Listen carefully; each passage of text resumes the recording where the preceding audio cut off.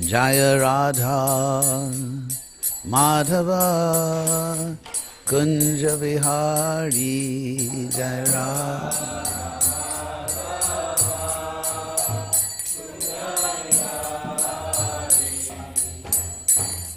Jaya Radha Madhava Kunja Vihari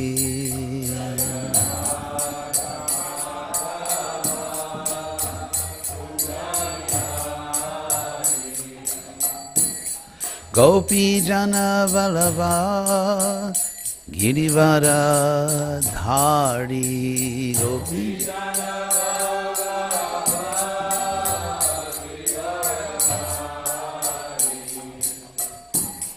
Gopi Jana Vallabha Girivara Dhari Gopi Jana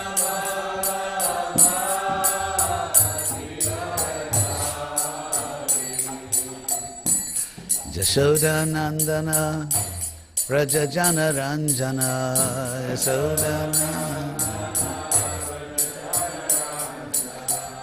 Yashoda Nandana Raja Jana Ranjana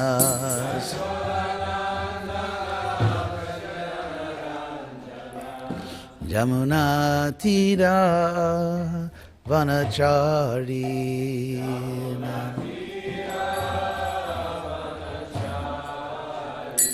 Jamuna Tira Vanachari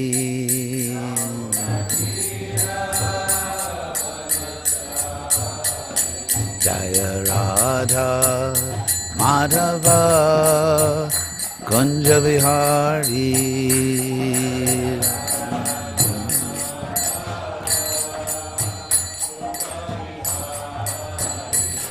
Jaya Radha Madhava Kunja Vihari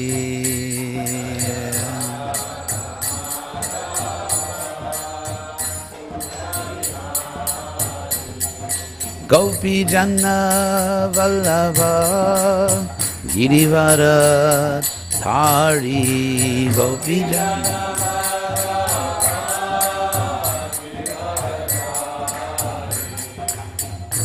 Gopi Jana Vallabha Girivara Dhari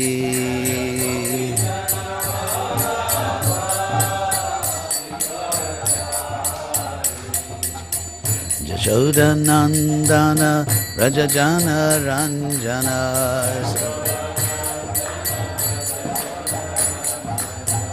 Yashoda Nandana Raja Jana Ranjana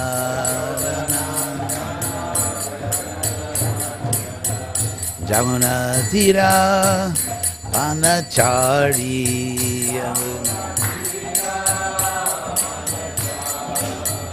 Jamuna Tira Vanachari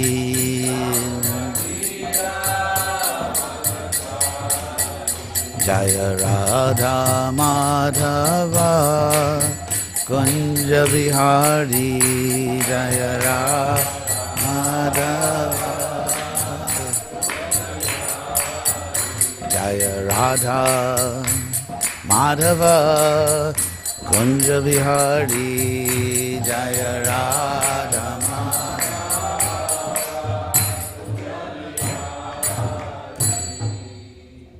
Jaya Vishnupad Paramahansa Parivrajaka Stotra Sata Sri Shilesi Bhaktivedanta Swami Prabhupada Ki Jai Samaveta Bhakta Vrinda Ki Jai. All glories of the assembled devotees. Gaur Premanandi Hari Hari. So, school bells are ringing, it looks like.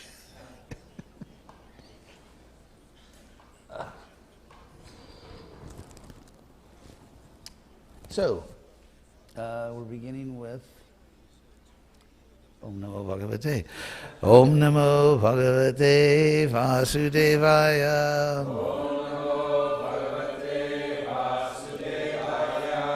Om Namo Bhagavate Vasudevaya.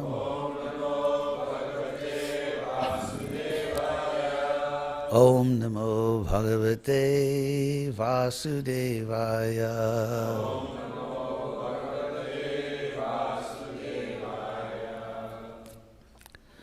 So,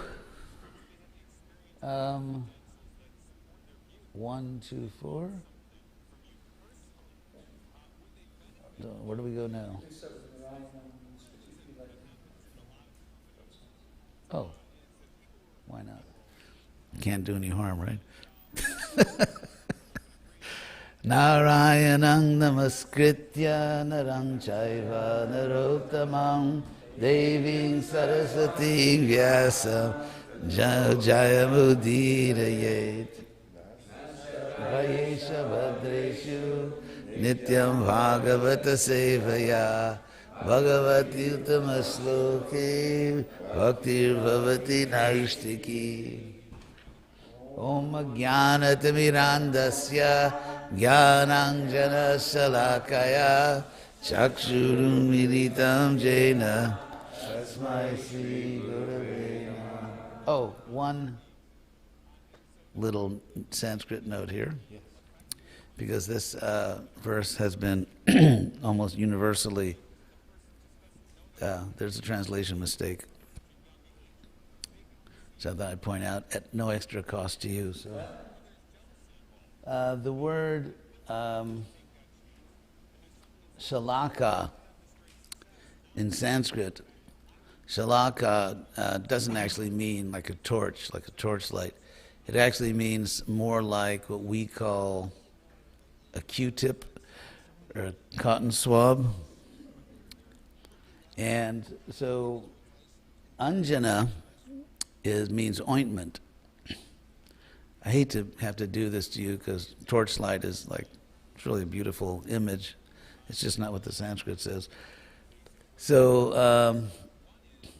anjana shalaka means like a little cotton swab with which you apply an ointment to the eye. And by applying that medicinal ointment, the eye is opened. Of course, the image of a torchlight is also a great image, so you don't have to give it up. It's just not what the Sanskrit literally says. So, Om Agyanat and Andha, I'll tell you what it means literally, because I really like the idea of seeing what the Sanskrit. I just heard I get this in my inbox every day. There's a very nice Vaishnavi lady who sends out quotes from Prabhupada every day. So just the other day, the quote was Prabhupada saying that all my students should learn Sanskrit. Of course, he very soon gave up that idea. But still, I mean, in order to preach to intelligent people, it's good to know. For example, let's say you're walking down the street and some Christian preacher approaches you, and you're in the mood for some cultural anthropology, so you don't run away. And if the person just starts, preaching the Bible, it's like, it makes one impression. But if it turns out, let's say you meet someone somewhere, and the person actually knows New Testament Greek, and is not just, trotting out all these other religion-destroying verses, but is actually saying, well, in the original Greek it says this and that. That takes the discussion to a completely different level. Obviously, the way you look at that person will be completely different. And, hopefully it'll actually be a serious discussion among reasonable people. So what this says literally is that Om Ajnana Timida. Timida means darkness. And Anda means blind. So, So of one who has become blind by the darkness of ignorance is literally what it says. Because obviously when all the lights go out, you're effectively blind. You can't see. And so, so one form of blindness is just sort of, physiological. or neurological. Another form of blindness is just you may have eyes, but you can't see because there's no light. And that's really our condition right now, because we are eternal souls. That's who we really are, and we do have all knowledge inside, but because we don't have the light of knowledge, we can't see. So here it says, for one who is blind by the darkness of ignorance, Om Ajnana Timirandasya Jnananjana, with the, I don't want to say Q-tip, that's an undignified translation of the Sanskrit, but with the sort of like the swab with the swab that has the ointment, the healing ointment of knowledge. So it's very interesting. So the blindness is caused by ajnana, because in Sanskrit the way you say ignorance is just sort of unknowledge, and that's healed by the ointment of knowledge. By the way, jnana we still have in English. You may be interested to know if you like historical linguistics, in words like Gnostic, which means one who knows, jnani, Gnostic, and Gnostic just means ajnani, one who doesn't know. Anyway, so Jnananjana Shalakaya Chakshur, so the eye of that person who is blind by the darkness of ignorance, that person's eye, unmilitam, is opened. In Sanskrit, milita is a word meaning like, it's sort of used for the eyes a lot, the eyes are closed, and unmilita means the eyes are opened. So chakshurun militam, the eye or the vision, the eye has been opened by whom? So in other words, the eye is opened by whom? Unto that person. In Sanskrit, anyway, it's a little too much grammar, but there's Y words and T words, like yata, like we saw yesterday, just as, tata, in that way. So basically, dependent and independent clauses in Sanskrit are introduced by Y and T words. So the eye was opened by whom? Unto that person. So it's the same YT. The eye of the blind person was opened by whom? To that person, Sri Gurave, to Sri Guru Namaha. I bow. Anyway, thought you might be interested to know what that verse literally means. Salve, yeah, salve, salt, yeah. Yeah, or ointment. Okay, so I don't want to ruin all of your visions of torchlights of knowledge, but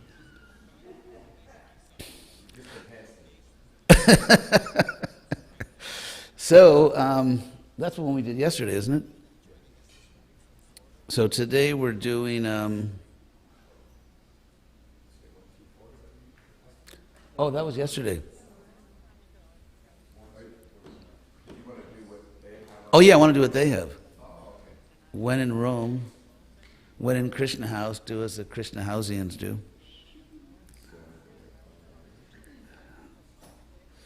Yeah, I think I have it. No, this is the first canto. Yeah, the third canto is Yeah. here. 3:16:26. Okay.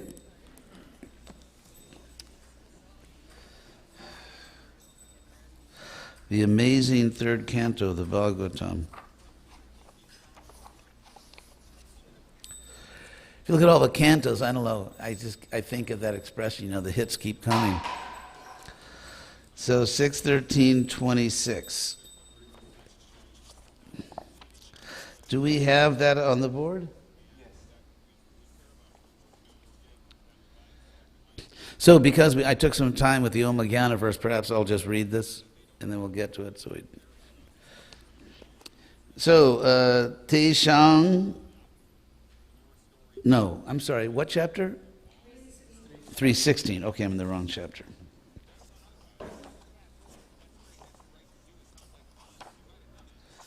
Okay, here we go, 3:16. Okay. When everything else fails, use the bookmarker. So, 3:16:26.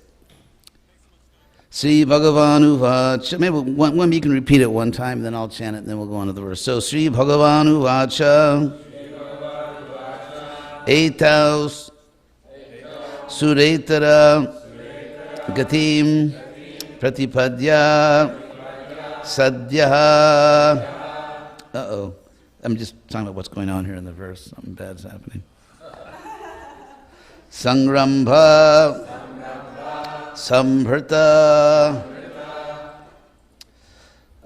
Samadhya Anuvadha Yoga Bhuya Sakasham Upayasyata Ashu Yo Vaha Shapo Mayaiva Nimitas Tad Aveta Vipraha Sri Bhagavanu Vacha Etau Suretaragatim Pratipadya Sadhyak Sangramba Sambrata Samadhyanubadha Yoga Bhuyak Sakasham Upayasyata Ashu Jovak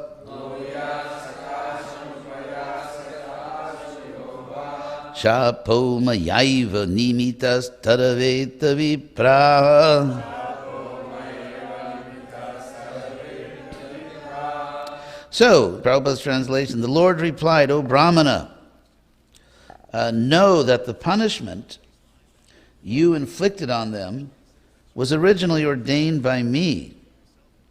O Brahmanas, know that the punishment you inflicted on them was originally ordained by me, and therefore they will fall to a birth in a demoniac family. But they will be firmly united with me in thought through mental concentration, intensified by anger, and they will return to my presence shortly. So, do you read the purport? Okay. The Lord stated that the punishment inflicted by the sages upon the doorkeepers, Jai and Vijay, was conceived by the Lord himself. Without the Lord's sanction, nothing can happen. It is to be understood that there was a plan in the cursing of the Lord's devotees in Vaikuntha, and his plan is explained by many stalwart authorities. The Lord sometimes desires to fight. The fighting spirit also exists in the Supreme Lord. Otherwise, how could fighting be manifested at all? Because the Lord is the source of everything, anger and fighting are also inherent in his personality when he desires to fight with someone. When he desires to fight with someone, he has to find an enemy. But in the Vaikuntha world, there's no enemy because everyone is engaged fully in his service. Therefore, he sometimes comes to the material world as an incarnation in order to manifest his fighting spirit. So it's important to understand here that it's in the material world, often when people fight, they really want to harm each other, or they actually envy each other. But there's also a kind of fighting spirit we see even among professional fighters, whether there's different kinds of martial arts or whatever, in which outside the ring or the octagon or whatever, they're actually good friends. And their friendship is in no way changed by the fact that they're just, beating each other up, because it's a sport. Or like in football games, so it's very common, even in this world, that people like football players that are bashing each other, or wrestlers or fighters, they're actually friends. They have, they're friends and they like each other, but it's a sport. So Krishna comes to fight not because he's envious of someone or just wants to bash someone, but because it's a sport.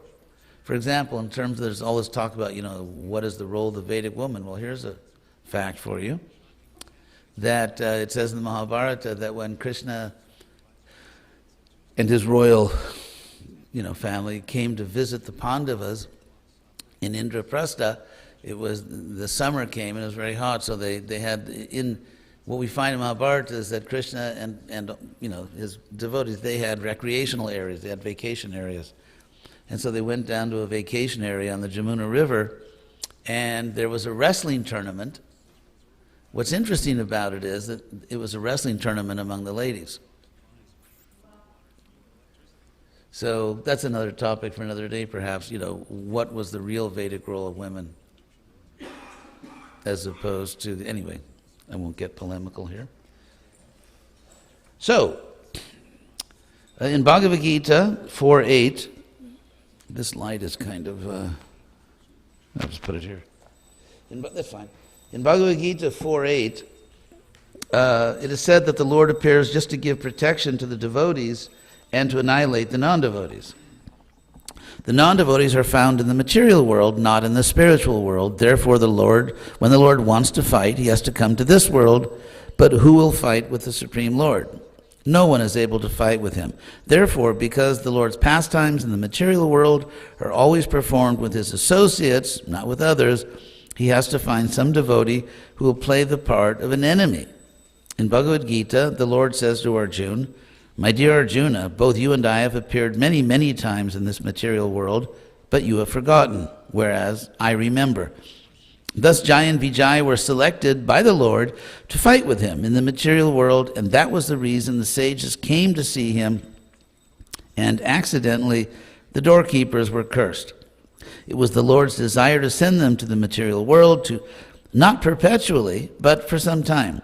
Therefore, just as on a theatrical stage, someone takes the part of enemy to the proprietor of the stage, although the play is for a short time, and there's no permanent enmity between the servant and the proprietor, so the Sura Janas, devotees, were cursed by the sages to go to the Asura Jana, or atheistic families. That a devotee should come into an atheistic family is surprising, but it is simply a show. After finishing their mock fighting, both the devotee and the Lord are again associated in the spiritual planets. That is very explicitly explained here. The conclusion is that no one falls from the spiritual world or Vaikuntha planet, for it is the eternal abode. But sometimes, as the Lord desires, devotees come into this material world as preachers or as atheists. In each case, we must understand that there is a plan of the Lord. Lord Buddha, for example, was an incarnation, yet he preached atheism. There is no God, but actually there was a plan behind this, as explained in the Bhagavatam. So, can I explain this rather than just go on to the next verses? So Prabhupada makes a statement here which has been misunderstood and misused widely by some people, not by most, and that is Prabhupada says, the conclusion is that no one falls from the spiritual world or Vaikuntha planets. At the same time, Prabhupada, the whole motto of Prabhupada's mission was back to home, back to Godhead. And Prabhupada taught endlessly that we are in fact fallen souls, and that we have to go back to our real home. Bhaktisiddhanta taught this, Bhaktivinoda Thakur taught this. So we have this constant teaching that, in fact, we did leave the spiritual world, and yet Prabhupada says here that that no one falls. So how do we reconcile that? This is a paradox. Paradox, again, is an apparent contradiction. And it's not because of this one statement we're going to throw out 1,000 statements by Prabhupada where he says, in fact, that souls do fall. So I'd like to talk a little bit about this, since you probably, if you're in the Hare Krishna movement, you will hear all kinds of strange things from some people. So, first of all, what is the context of this story? Because Prabhupada makes a statement, but we have to understand his statement in context. And so this story, by the way, here's the third canto. This story is also discussed in the seventh canto of the Bhagavatam, this exact same story. And in that, the way that story gets launched is that Yudhisthira is speaking to Narada Muni and asks Narada Muni a question. And that question actually reveals what Prabhupada's talking about here. Because, how Jai and Vijay could fall, how the soul falls, it's not only, an issue now, it's been, people have been talking about this since Krishna was here. So, let's see. I'll get that verse for you. Of course, if someone calls me, I'll have to leave. That was a joke. Not really. Okay. Let me just pull up that verse. Here it is. Okay, the verse is Bhagavatam. I don't know if you can put this on the board. Do you have that ability? The verse is Bhagavatam 7:134. Very important verse. which explains what's going on here in the third canto.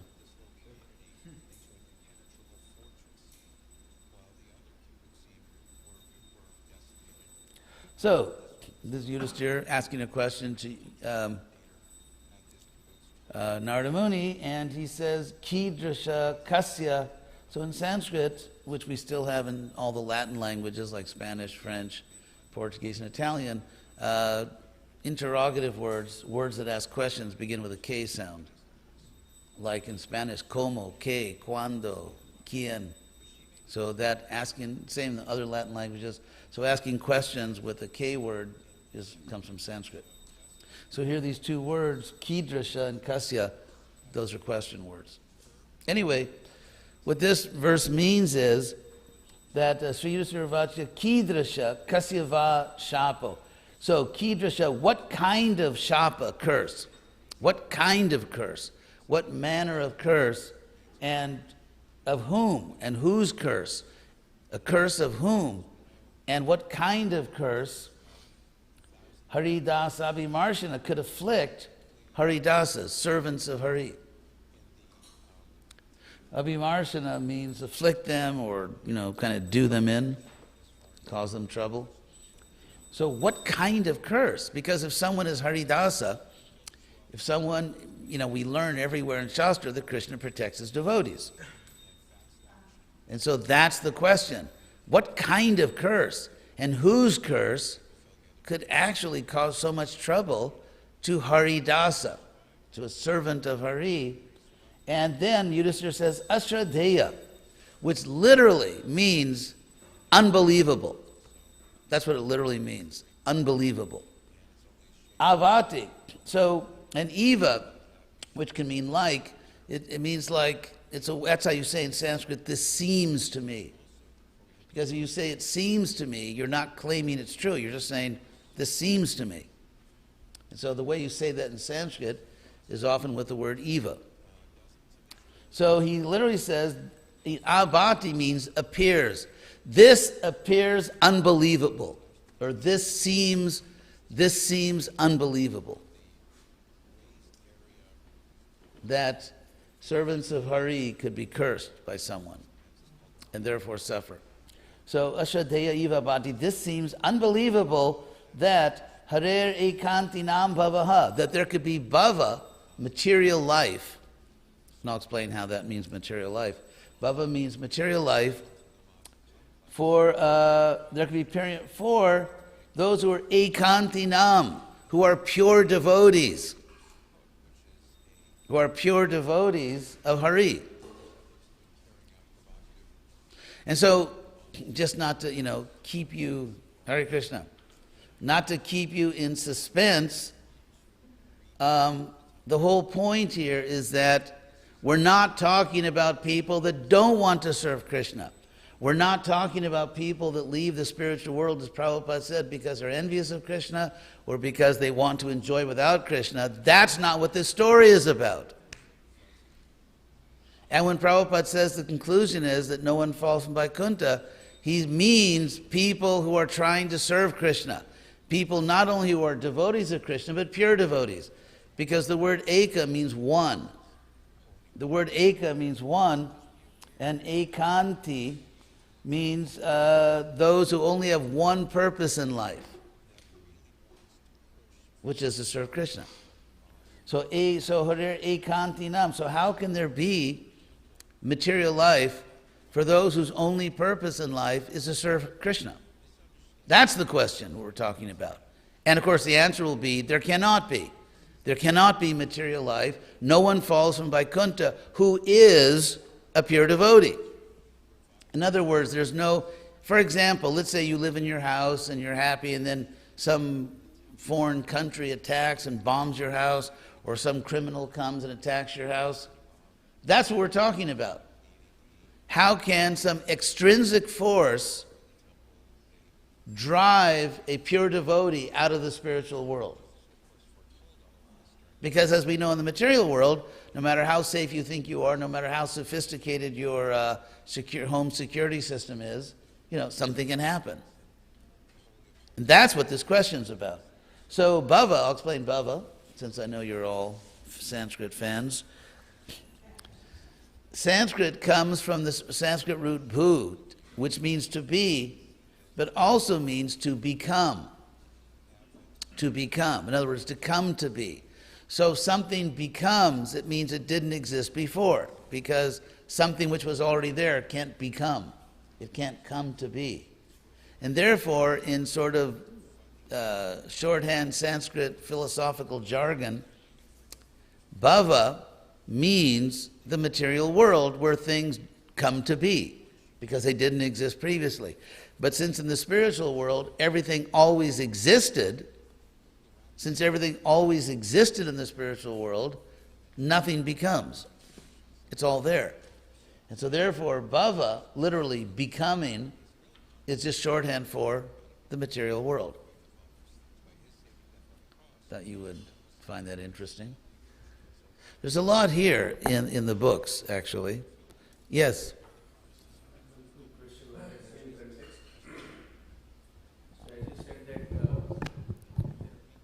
So Maharaj, as you mentioned that pure devotees from Vaikuntha Loka, they don't fall down. And at the same time, we are also coming from there. And that is why it is said that go back, means... Yes.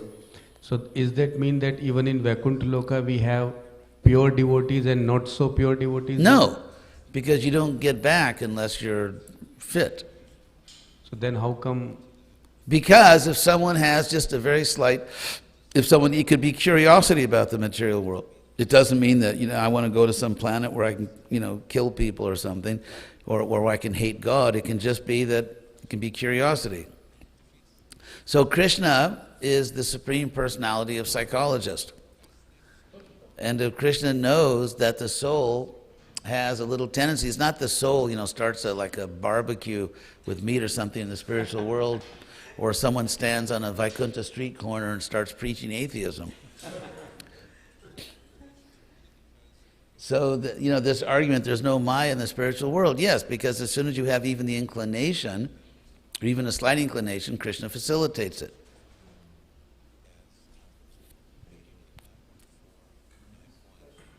No.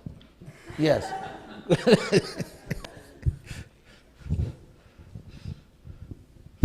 So I was curious, there's many exalted gurus that have the opposite understanding of what you're saying. So what's the nice... Well, for me, there are many exalted gurus, but there's only one founder acharya. So I don't think anyone is that exalted to be on Prabhupada's level.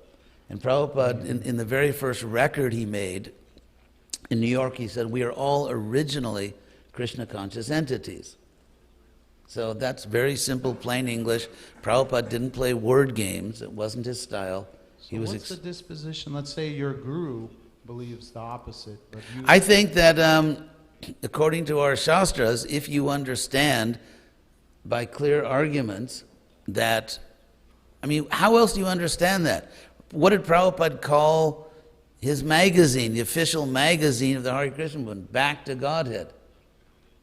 So do I think any ISKCON guru is more intelligent than Prabhupada? No, I don't.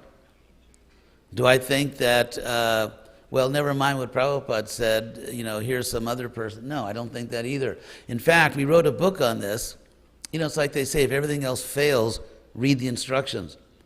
And many years ago, we published a book called Our Original Position, which forms this brilliant acronym, OOP. And anyway, so, OOP, so in this book, I'll just give you a few facts, because actually it's good that the students of the Krishna House program understand this. A few points. Number one, Prabhupada's not alone. Bhaktivinoda Thakur and Bhaktisiddhanta have very, very heavy, explicit statements that we have to go back to Krishna. We have to go back to Krishna Leela, that we left Krishna. They're very heavy statements, in fact, in all the acharyas of our age. And in previous ages, it wasn't an issue. It was, and again, so Prabhupada made it very, very clear, back to home, back to Godhead, Our original position is Krishna consciousness. And if you say that we were never with Krishna because someone foolishly thinks they're solving some philosophical problem, they create a bigger philosophical problem, which I will explain. And that is, as we know, Krishna says in Bhagavad Gita that this world is dukkhalayam, a place of suffering. Now, in order for God to be a perfect moral agent, an agent here in the philosophical sense means someone that does things by their free will. If someone pushes you and you fall over and knock someone else down, you did not act, you were not an agent in the philosophical sense. You didn't knock down the other person by an act of volition. Therefore, you're not morally responsible. So we are morally responsible for things we do voluntarily, not things that we're forced to do. So how could Krishna be a perfect moral agent if he puts people in a miserable world, and he calls it a miserable place? How could Krishna, as a perfectly moral being, subject innocent people to suffering? If anyone that subjects an innocent person to suffering is a bad person. Therefore, if Krishna put us in this dukkhalayam, this place of suffering, it must be the case that two things must be true. Number one, that we deserve it, and number two, it's ultimately good for us. Now, how could we deserve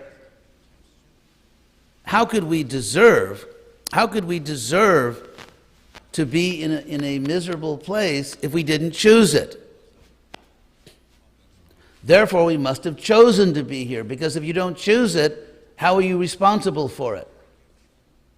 If you're walking down the street and let's say suddenly there's an electric storm, you didn't choose to be in that situation. If someone's, I don't know, like a hurricane chaser or something, that's maybe something else, but cyclone chaser. But so therefore, here's another logical point. So first, we can only be responsible for our suffering in this world if we chose to come here. And our choice can only be considered valid if we knew what the other choices were. If you go to a restaurant, you choose something, but you know what the other choices are.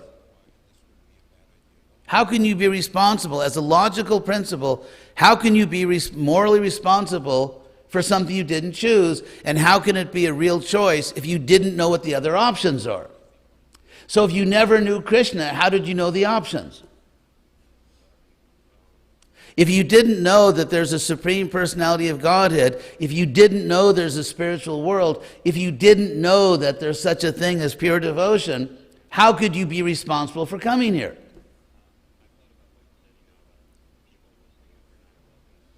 So therefore, it just leads to nonsense. If you say we never knew about Krishna, it just leads to nonsense. It leads to Krishna being a bad person because he puts people in the material world without even letting them know there are other choices.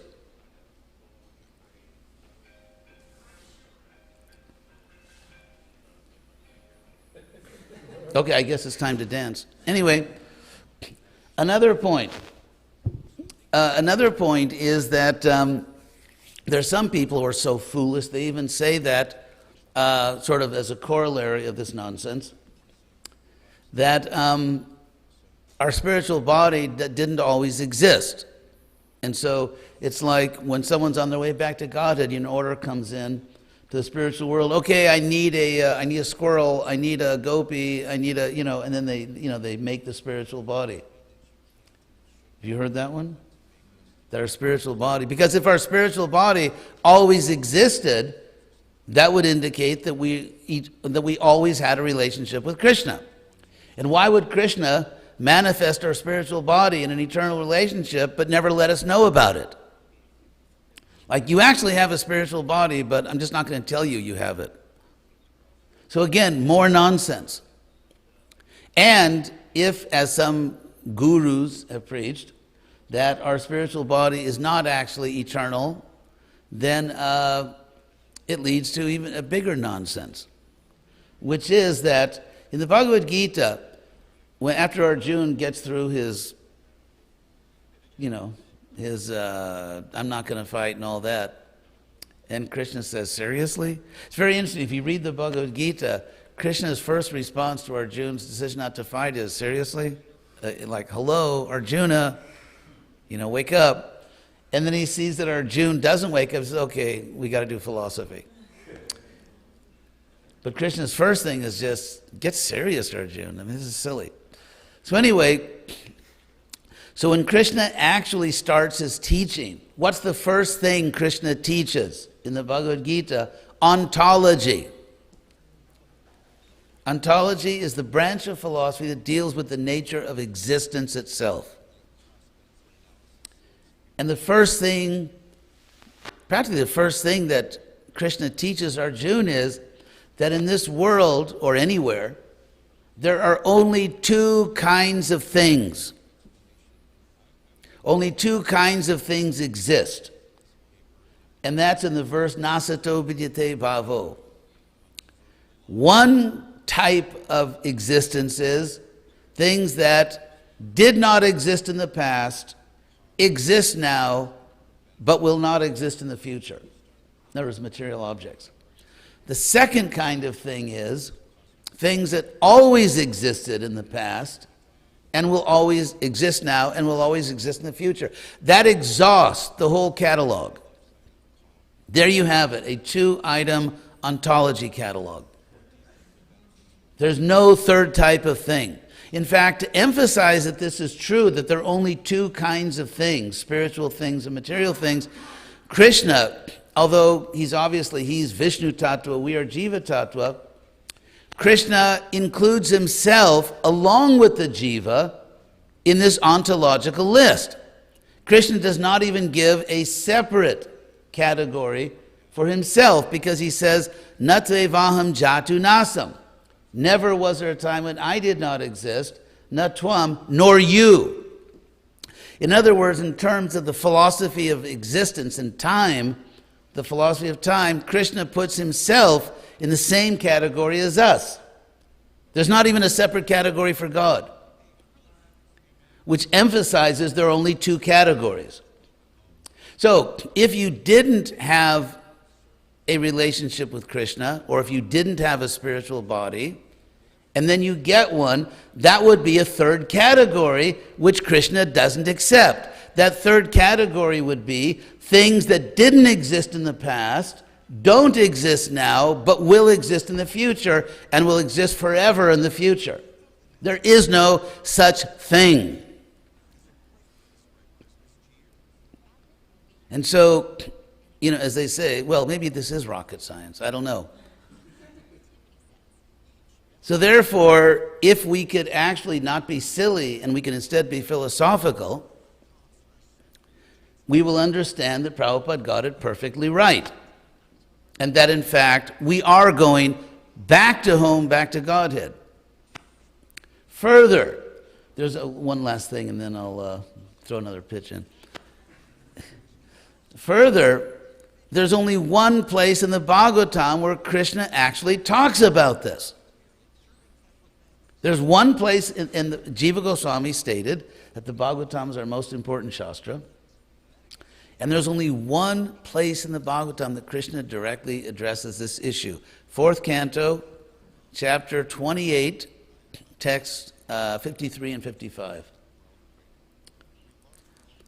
There, in the Puranjana story, which is an allegory, a symbolic story, and Narada says it's an allegory, in the Puranjana story, and then after Narada tells the story, he then reveals what all the symbolism is, or what all the different elements in the story, what they actually represent.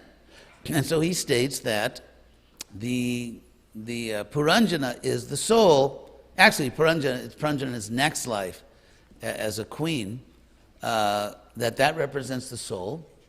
And the unknown friend, Agyata Sakha, the unknown friend who comes to the grieving lady is God. And the story is, it's a great story. When I first read it, when literally the day the book came out. I was in Mayapur, and they delivered the first copies of that volume of the 4th canto. And I was in Calcutta, as we often were, waiting for a flight back to the West. So often you go during the day, get a taxi to Mayapur to Calcutta, and then you just sort of wait in the Calcutta temple for your flight. So I spent the whole day in front of the deities, beautiful Radha Krishna deities in Calcutta, reading the 4th canto volume to the deities. And it struck me, this Puranjana story is like the everyman story of the Bhagavatam. So this, I think her name is Vaidarbi, the queen, because at the time of death he was just thinking about his wife, so he became a wife. And so then, at a certain point, she and her husband take vanaprastha. They go out to the forest. By the way, taking vanaprastha didn't just mean you didn't go to the wilderness. I thought I'd clarify that. There were actually ashrams where there were vanaprastha specialists. And one of the main groups, which I actually wrote my dissertation at Harvard on, were the Vaikanasas. And so you'd go there, and under the guidance of Brahmins, they would tell you, for example, okay, when you sleep at night, like this is how you do a little fire so dangerous animals don't come. You can eat the leaves of this tree, you can't eat the leaves of those trees. They would give classes, they would teach mantras. In other words, you went to a vanaprastha ashram. Unless you were really like rugged, and then you might just, kind of go for it. But so Vaidarbi and her husband, I think it was Malayadwaja, which is an interesting name because it kind of indicates that the king was from South India. But in any case, they went out and they were living there as ascetics, vanaprasthas. And so her husband, she went out to gather firewood and maybe some, like vanya, which is like forest fare, like the edible plants in the forest. And she came back, her husband was just sitting there unmoving, and she touched his feet and she found he was cold and stiff. In other words, he had left his body. And so here is this elderly lady, alone, with no family, out in the forest, and she just begins wailing and grieving for her lost husband and just for herself. And so at that time it said a Brahmin, a young Brahmin comes to her to comfort her, and he says to her, Api smaras, and that Brahmin, of course, is God. And he comes to her and says, Api smarasi mang, do you remember me?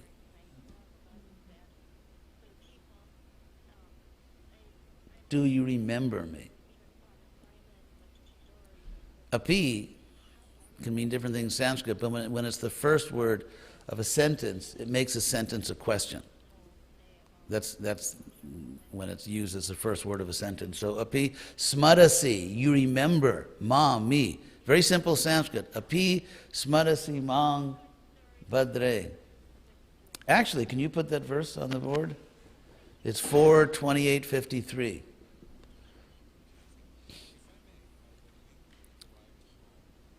If everything else fails, try philosophy.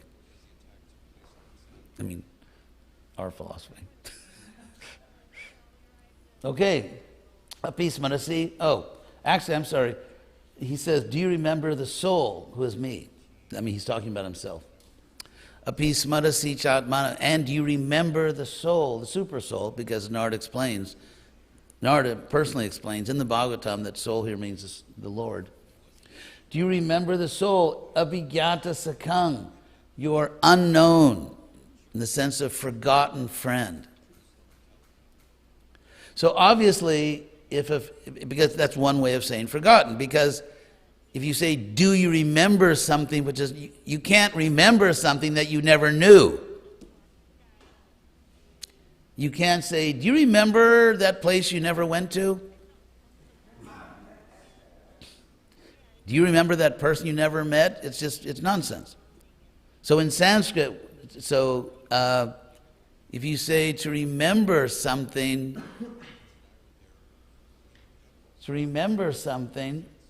which is unknown, it means something which you knew before. So api smarasi chatma, do you remember the super soul, the soul, the unknown friend, oh friend? In other words, he's saying, you are my friend as I am your friend. Do you remember your forgotten friend, my friend? So it's very poignant. Avigyata sakang sake hitwa mam. And here's the killer. I mean the illuminator. Rejecting me. We were never with Krishna. We never rejected. No, here it says hitwa mam, rejecting me, leaving me. That's what the Sanskrit verb is. This is not esoteric Sanskrit. This is exoteric Sanskrit. Very simple, plain, direct Sanskrit. Hitva mam, rejecting me, leaving me, padaman vicham, searching for a home somewhere else. Boma bhogarato gata, you went because, rata, you were attached to earthly enjoyments or material. Boma, from the word bhu or bhumi, can mean the earth. So boma can mean earthly or can just mean material. In other words, you rejected me because you wanted to find material happiness, material pleasures, bhoga. So I don't know how it could be more explicit. Unless someone is just determined to be foolish. Yes.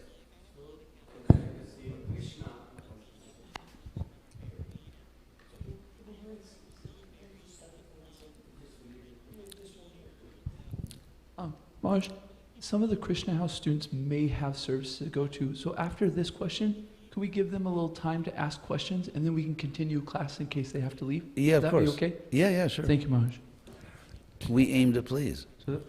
We want satisfied customers. So one last question on this same topic, Maharaj. So why Krishna, the same Krishna, in same Bhagavad Gita, in chapter 15, say, Yad Gatvana Nivartante? Yes, because you can't go back to the spiritual world if you're not here first. People who are in the spiritual world can't go back to it. Krishna is speaking Bhagavad Gita in the material world. He's speaking to conditioned souls. He's not speaking to people in Vaikuntha. So Krishna, Jadgatva, is that the verse you're saying? Yeah, Nivartante means to return. To go back somewhere. That's the verb he uses. So it would be absurd to tell people in the spiritual world, once you go back to where you already are, common misunderstanding, but kind of a, it's so clear. Do you understand?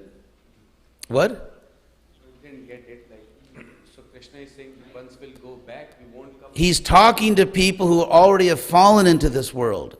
He's not talking to people in the spiritual world.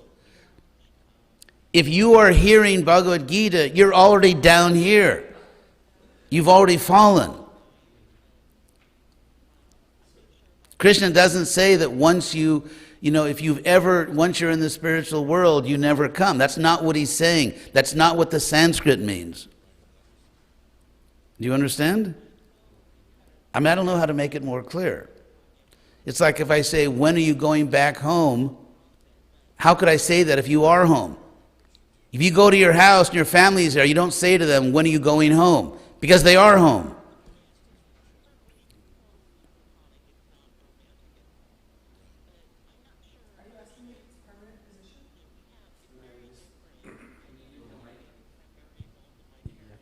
So, because I heard from other gurus also that Krishna has explicitly said that nobody fall down from his spiritual... No, that is nonsense. It's simply, I suggest they really need a very elementary course in Sanskrit, or maybe in English.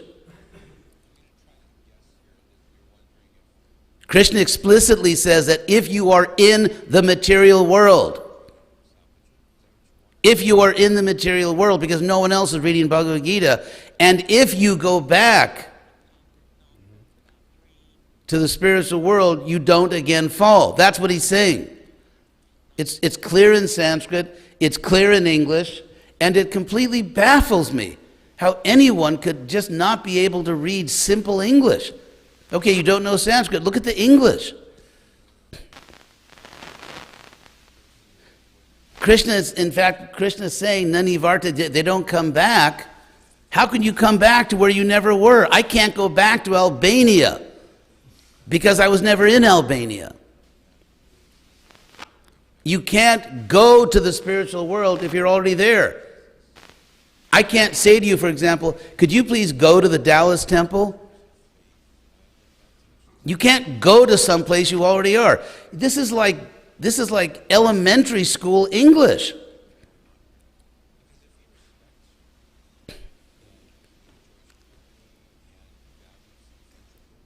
So it's just, I mean, you can see, this is called, by the way, there's a term for this in psychology, called confirmation bias. It's a well-known psychological phenomenon that if someone is determined to believe something and they read counter evidence, they filter out the counter evidence. Could someone please explain to me why you would tell someone to go home when they are home? How you can go back somewhere where you never were? So to say that Krishna says no one falls in the spiritual world is a gross and just almost unbelievable twisting of what Krishna actually says.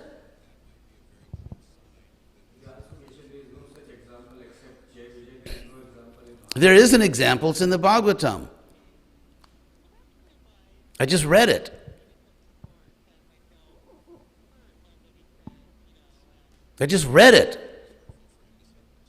Could you go to verse 55?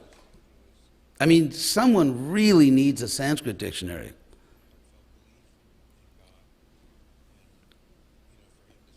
Krishna says again, Sa twang vihayamang, you rejecting me. I mean, if you want, I could bring my computer and get out a Sanskrit dictionary. This is ABC. In 53, Krishna said, hitva. Both these words are from the root ha, which means to reject, to leave, to abandon.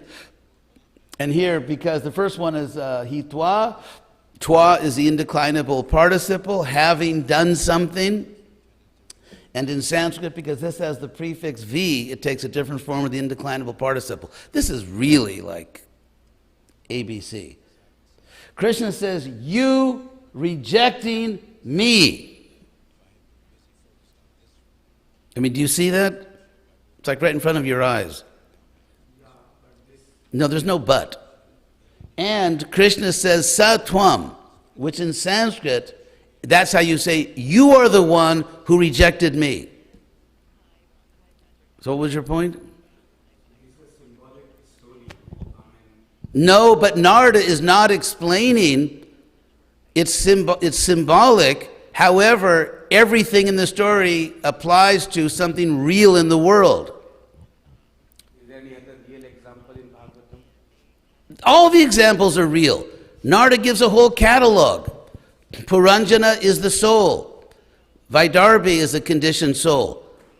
Narada explains what this Brahman is God. So now in the case of the symbolism, for example, the city of nine gates, which is an ancient metaphor, ancient Vedic metaphor, it's the body that has, 2 eyes, 2 ears, 2 nostrils, the mouth, and 2 below the belt. Those are the 9 gates. Those are the 9 gates. So in that case, a city is not actually a city, it's the body. But in the case of these people, these 2 people who are talking to each other, they're real persons. It's not that Vaidarbhi is actually a chariot. And the Brahman is actually, a ladder or something to get off the chariot. Narada explained you don't have to wonder about the symbolism because Narada explains it. And so Vaidarbhi represents a real person, represents the soul. And Krishna himself tells you the symbolism of the Brahmana in the verse I just read. He says, I'm the Atma, and which Narada explains is the Supreme Soul. So how are you going to, as Prabhupada would say, screw out some other meaning? We know what the symbolism is. The Brahman is God. That's the symbolism. And Vaidarbhi is the eternal soul. So it's God speaking to the soul and saying, you rejected me.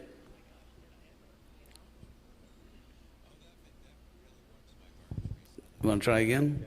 No, I mean, I firmly believe that we come from a spiritual world, but as Prabhuji mentioned, like we are hearing the other. Yeah, so unfortunately, some people claiming to be representatives of Prabhupada, change what he said. They ignore 1,000 statements from Prabhupada that we come from Krishna, and because Prabhupada says one thing in a story which is about pure devotees leaving Krishna, they reject 1,000 statements by Prabhupada. Not very good scholarship, is it? Further, Prabhupada said when it comes to evidence, the highest authority is Shastra. Here is Shastra.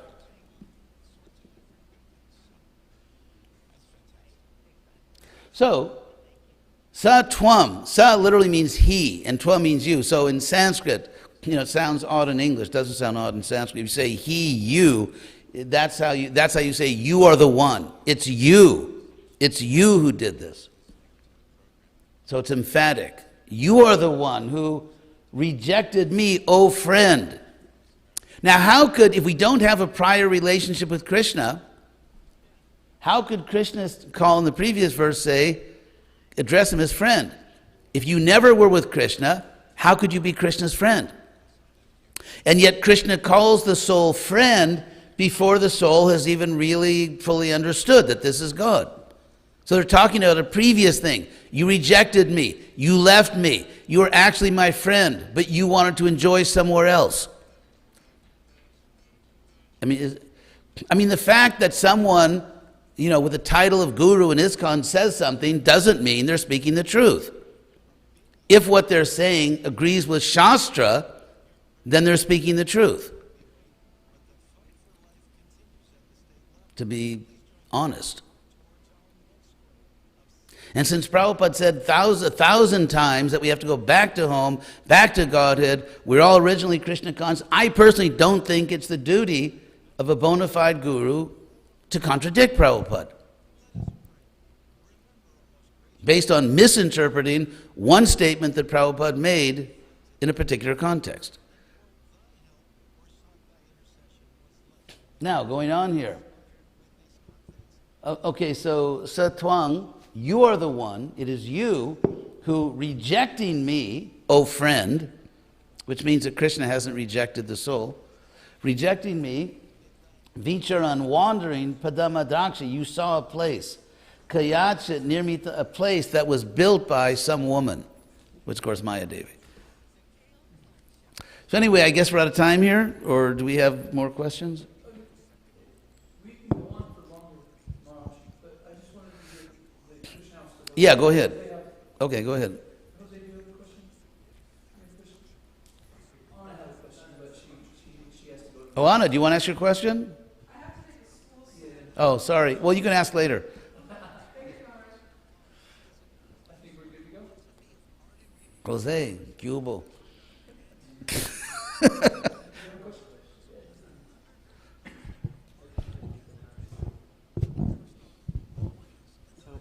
Ever since I started in the movement, I had the question, like one of my primordial question was like, what's the situation of the conscious soul between the time of death and birth? Oh. Is it that, because We don't really have explicit information on that. We know that what Krishna does say generally is that you take another body. He says it right in the beginning of the Gita. Dehi nosmin jata dehi kumarang jovanam jarata ta dehantra prapti. Similarly, you take another body. So exactly what the mechanics are of how you take another body is not really there. And I prefer personally just not to speak on it if it's not in Shastra. I mean, what we do know is that we get another body. So exactly the technical thing, that's just the technical thing.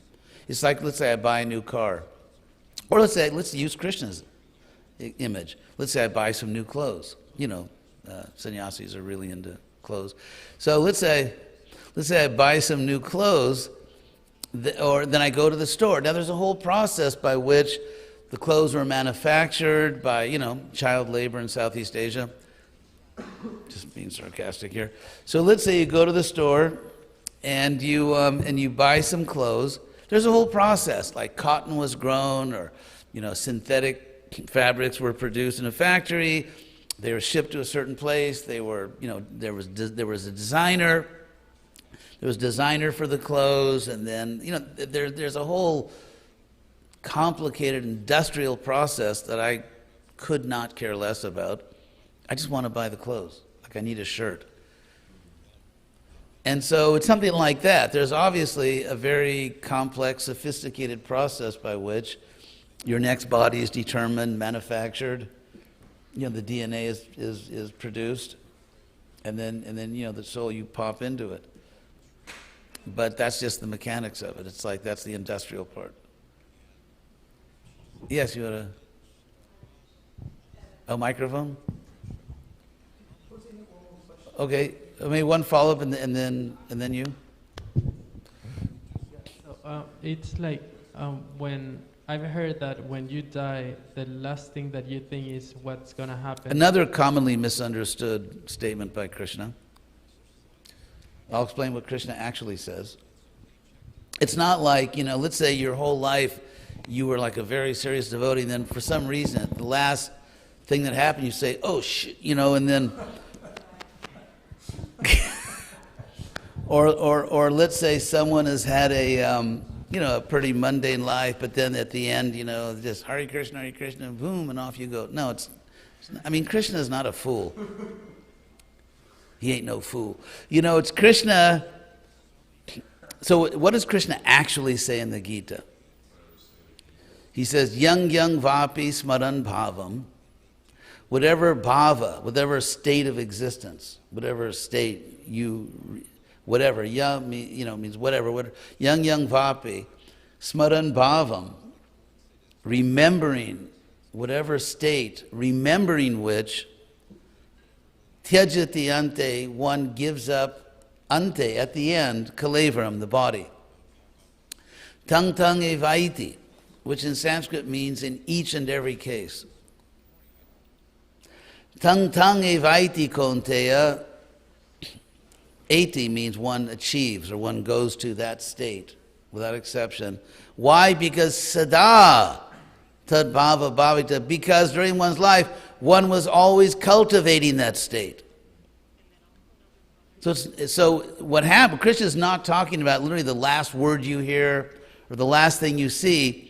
When I was a kid, I worked in my father's supermarket, and there was a cash register. There were actually a number of cash registers, and so at the end of the day, you would hit one button, and the day's total would come up.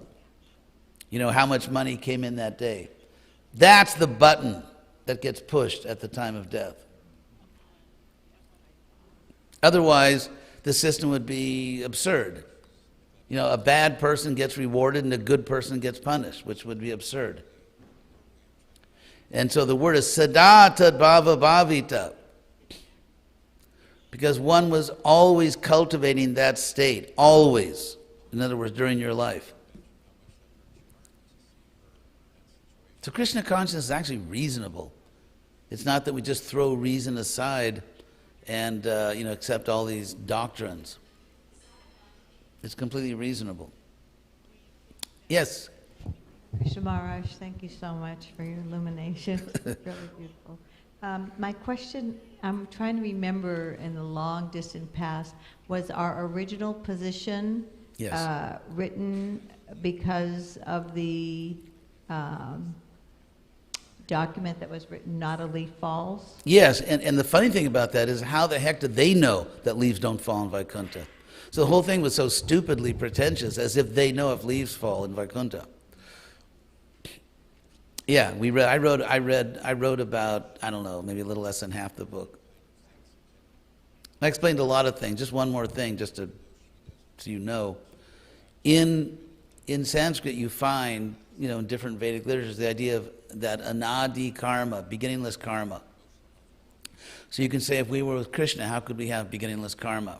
What I explained there exhaustively is that if you look at the Bhagavatam, the Mahabharata, the Upanishads, the Gita, all Vedic literature, what you find is that whenever words denoting absolute time frames are used about the material world, they're never used literally. And therefore, when Prabhupada translates it time immemorial, that's actually a correct translation. I'll give you one example of how any word like nitya, always, eternal, shaswata, everlasting, anadi, beginningless, those words are used non-literally, always, in Shastra, when they apply to this world.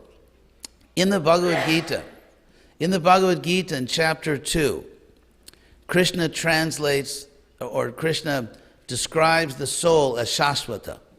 Ajo nityang Shaswato yang Purana. Krishna describes the soul as Shaswata. Prabhupada once said to me, do you know what Shaswata means? And he said it means everlasting. So, when Krishna says a spiritual object, namely a soul, is Shaswata, it's literal. It means eternal, everlasting. However, Krishna uses the exact same word in chapter 6 of the Gita to describe something which he states explicitly begins and ends. And that's in chapter 6 of the Gita, where he's talking about the fallen yogi. What happens to a fallen spiritual practitioner? Ayati isha dayope, to Arjuna's question. And so Krishna says that if someone was a sincere practitioner, but fell down from their practice, then in the next life, he says, they go to these higher planets, prapya, achieving, punya kritang lokan, the worlds of literally of pious actors, achieving the world of pious actors, and ushitva, dwelling there, shashwati sama, for endless years, eternal, everlasting years. And then he says, then suchinang, srimatang gehe. Geha means griha, it's a direct synonym. So in the home of suchinang, suchi, decent, pure people, suchinang srimatang, or very fortunate people that can, facilitate what you need to do. Suchinang srimatang gehe, in such a home, yoga brashta vijayate, one fallen from yoga takes birth. Now in these verses, Krishna says that your time in those punya kritang lokan, in those worlds of pious doers, pious actors, it begins achieving there. You were down in this world, you fell down from your spiritual practice, so then you achieve, so there's an absolute beginning point. And after dwelling there, ushitva, for endless years, you come back down. So it's very clear, beginning and end, and yet Krishna describes it as endless years. Using the exact same word he uses to describe the eternal soul that never begins and never ends. Natsevaham jatu nasam. And so here you can see that when Krishna uses the exact same Sanskrit word to refer to something which is a spiritual entity, a soul, the word is literal. And when the same exact word is used to describe something in this world, it's not literal. It's just figurative. It's not, it's actually temporary. And you find that throughout the Vedic literature. So if you talk about anadi karma, it doesn't mean literally it has no beginning. Because if it actually had no beginning, how could you ever have made your first decision? How could you choose something if you were never doing anything else? How could Krishna's statement in the Bhagavatam be true, where Krishna says, rejecting me? If you've always been in this world, you never rejected Krishna. And how could you reject something you never knew? If I go to a restaurant and someone says to me, oh, why didn't you order the baked potato? It wasn't on the menu. I didn't reject the baked potato. It wasn't on the menu. Or if I go there and the menu's in Turkish with no English translation and no one in the restaurant speaks English, I'm not choosing anything because I don't understand it. I don't know it. You can't reject what you don't know. How can, as Krishna says, how can you reject Krishna if you never knew Krishna? And so this thing that we were never with Krishna, not only does it not solve a philosophical problem, it makes it much worse.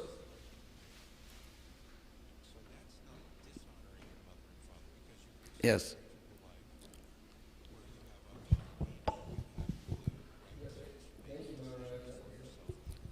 Wonderful, wonderful destruction of that philosophy.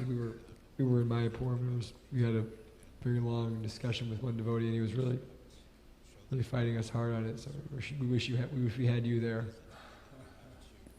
He kept saying, I have a Sanskrit verse that you can quote that defeats that. I remember reading this in the Bhagavatam later on after that, and thinking this is the verse. But you brought it up nicely. But one logical point I thought about in terms of that argument is that and just if you can confirm it, that in the material world there's time, we're temporary. Everything is temporary in the material world, whereas in the spiritual world there's no sense of time, it's eternal. So if we have the sense of being here eternally in the material world, but in the spiritual world, having once been there, it's like you never left because there's no sense of time there. Yes. So that means yes. You even if you're here eternally, when you go back to Godhead, it's like you never left. So in one sense, it kind of... Yes. And also, another point in that same vein is that the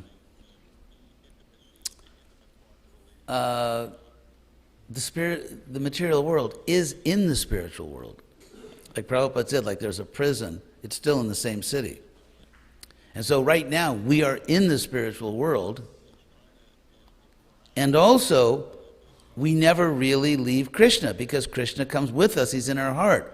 So in that sense, one is never separated from Krishna, and one is always in the spiritual world. And when Krishna says in I think chapter 11 of the 11th canto, when Krishna says that the terms nitya baddha, eternally conditioned, or bound, literally eternally bound, eternally liberated, he said they're just, and there's a sense in which it's not the real case, because not psychologically. I mean, again, we have to distinguish between psychology and ontology.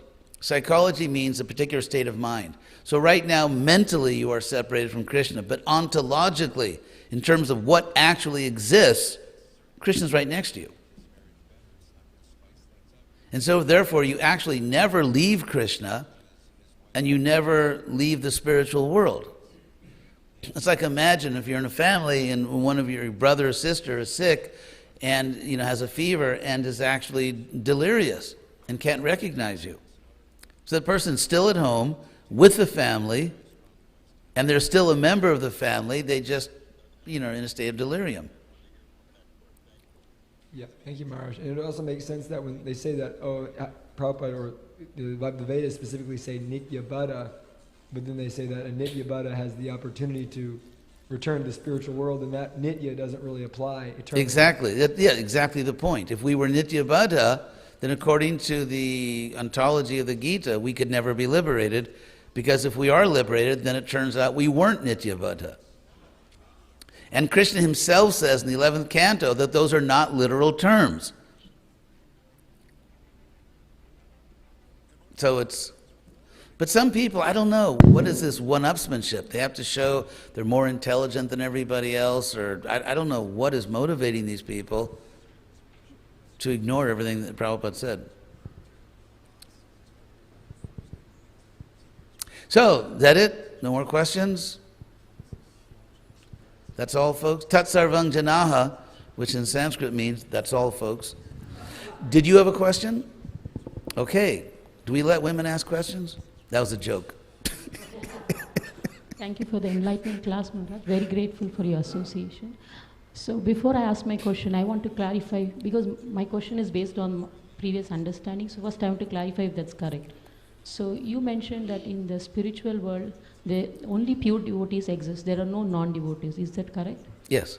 And definition of pure devotees is they have no desire other than serving Krishna. Is that correct? Yeah, but that means they're a devotee. Yes. So Yes. then if we were all pure devotees and our desire was only serving Krishna and we didn't have any other desire, then why did we choose? Because not having any other desire is not a mechanical state. It is a choice. It means at every moment choosing something. So the Hare Krishna, but we have thousands and thousands of examples of someone that came to the movement, experienced a higher taste, prayed to Krishna, and then at a certain point, you see him on a street corner smoking a cigar or something. And so we have free will. Prabhupada said even in the spiritual world we have free will. It's not a mechanical state. It's not like you're locked into it. At So every yes. devotee is not an eternal state. It is an eternal state in the sense that's our eternal natural state. And Krishna says, Jad gatva nivartante. Once you rectify yourself, then you won't come back because you have learned your lesson. But again, Krishna's talking about people who already fell. As some, teachers in ISKCON, amazingly, apparently they're not seeing what's on the page. So I've heard that before. I've heard that quote so many times, but Krishna says, Jad gatva nivartante. It's like, are you actually reading the words? So Prabhupada said, when Prabhupada is asked, Krishna says we don't fall down, he says, yes, but even in the spiritual world, you have free will. Pure Krishna consciousness does not obliterate your free will. It doesn't destroy. It's not like, okay, you have free will until you fully surrender and then your free will's taken away. So once we become pure devotees, it's like it can change with time. Our mood can change with time. Even Prabhupada in the said you spiritual. always, because if you don't have free will in the spiritual world, you couldn't love Krishna. You can't be sort of mechanically programmed to love Krishna, sort of mechanically locked into it. If you love Krishna, you must have free will, and if you don't have free will, you can't love Krishna.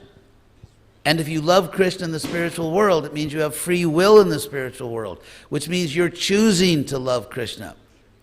It's not that, it's so ecstatic that it just kind of like, just totally, obliterates your free will, because it's like this, it's almost like some kind of drug-induced pleasure. You're just like, you're just, the spiritual world, they're sort of tripping, and they can't really make choices anymore because it's so blissful. It's not a brave new world. It's a voluntary free state. And Krishna says that, I do such a number on you down in this world that once you go back, you won't return. But it doesn't mean you don't have free will. So Prabhupada explained these things very clearly. He was asked about these things, he explained these things, and some people feel that their service to Krishna is to contradict Prabhupada. So Maharaj, once we have come down to this world and we realize our real state, and once we go Boy, back... this is cold, isn't it? Yeah, it's...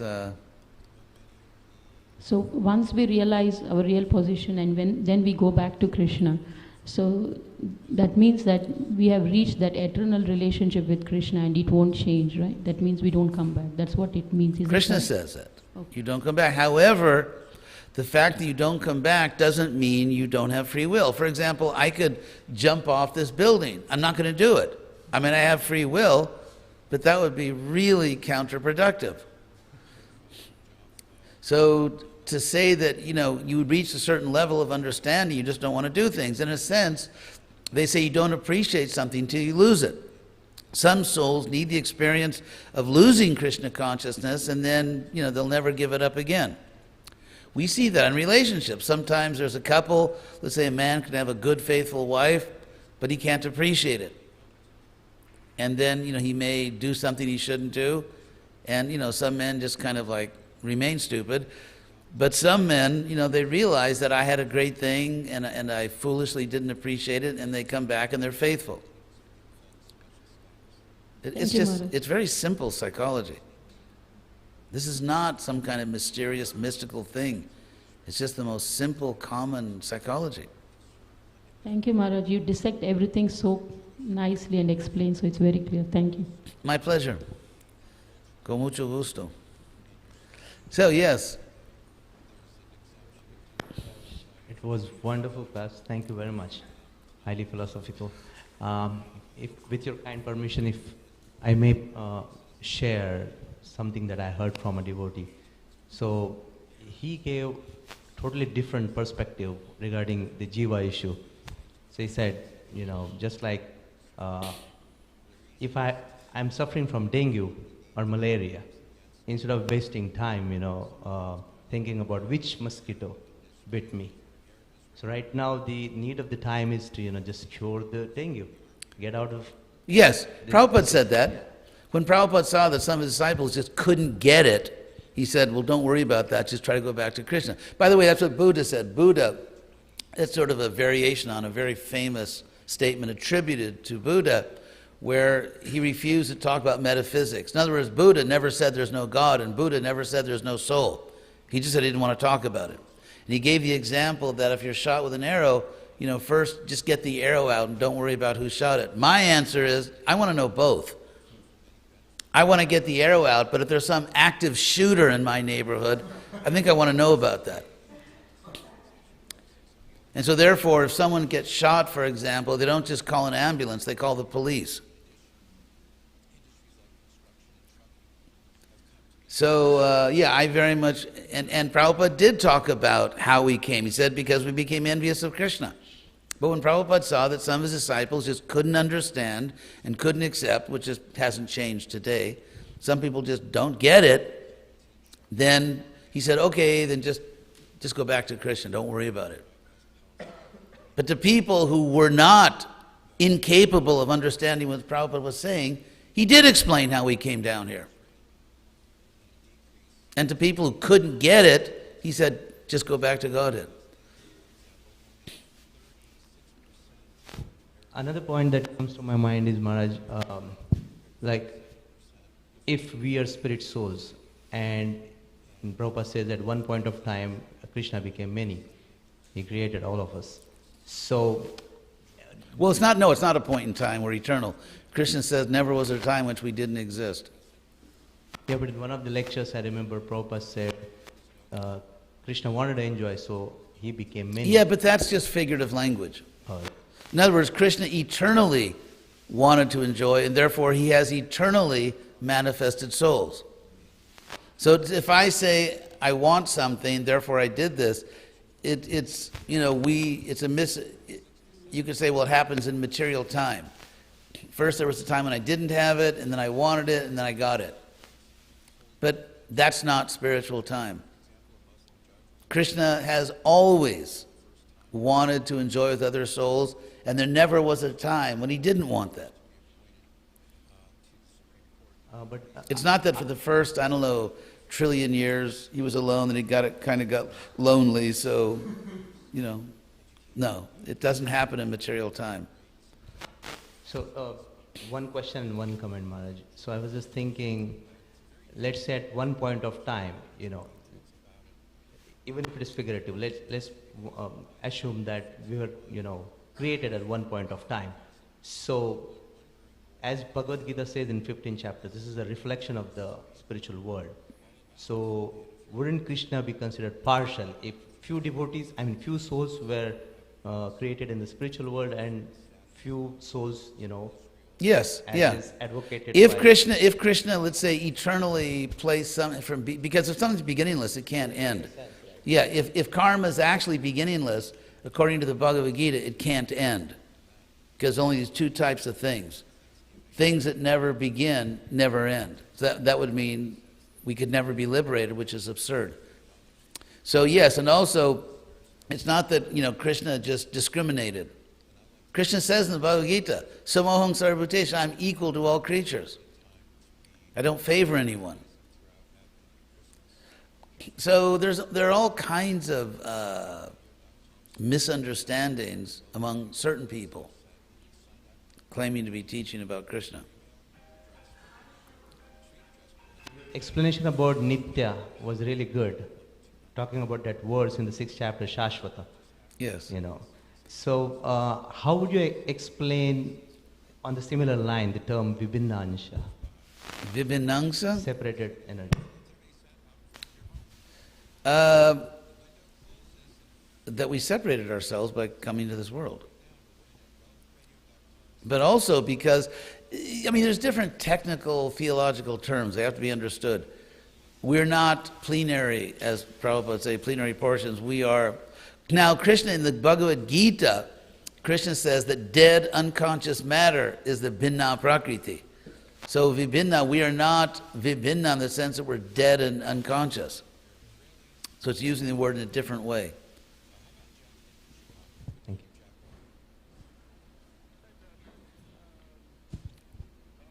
That's it? Okay, I'm good to go. Thank you all very much. Hare Krishna.